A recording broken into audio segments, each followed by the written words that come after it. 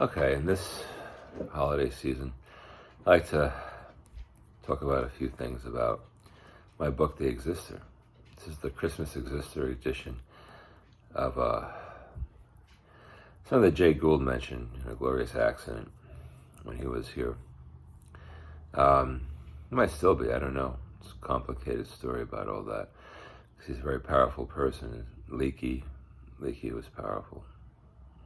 Female anthropologist, paleontologist, I mean. Can you believe that the story is like this? It begins already in motion for everything. The story is about the universe more ancient than anything. Doesn't have a time span. Always has existed. That's the beginning of the whole story of the universe. The problem then is all the extents, like the highest extent, the greatest extents, begin already in motion. Massive giants, bigger than Lucy, bigger than anything. Huge giants begin already in motion. Everything on this planet begins already in motion. Right. There's been powers that can create this kind of existence, to create a structure. And what they could have been doing is they've been docked here, around here. And the planets were dust balls, like dirt balls. And they noticed static electrostatic energy, creating like some giant alien. So they backed off, turned the planets into what they did in the moments is they backed off from that crap. They were bothered when they were docked here. It was a desolate area of space, perhaps. They backed off. I'll tell you why. And turned all the planets into metropolises of like bunnies, like I call it bunnies, but like honey bunnies, like ho-hos.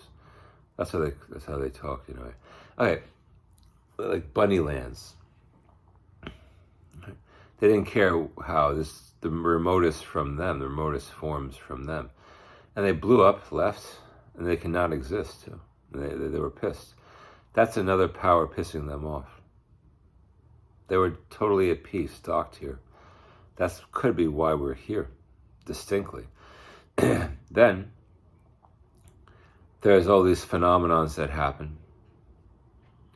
Like how the highest extent can get here, how anything can get here that's of any magnitude in a honey bunny area is ridiculous. The whole thing is complicated. I'll explain this. There's powers that can orient great powers to this area of space. Space is that enigmatic. There's methods to do it scientifically, to orient powers and to get them here. Churches do it, big businesses do it. It's that complicated. Major businesses do it. Churches less, but because they believe real stuff more. The real good churches do. The problem of honey bunny planets everywhere is a problem. That's what karma really is. And then it gets more complicated because look, the powers that were docked here actually began already in motion. Was the end of their conversation. Their conversation is dirt balls and bitches. That's their conversation. For eons, they always exist. They're very powerful things. So, can you believe that? But what ends the discussion, what ends the problem, is already in motion, because they always begin already in motion, because the universe is more powerful than anything. And the universe is a character beyond what you can believe. Right now, he likes to be an airport, usually, in certain areas, like an airport of the guy, he's actually conscious very well, too, the universe. The only problem is you can't ever fathom that. No one can, I can't. No life in the universe can fathom the universe. But on a good note, it's such a long story of complexity that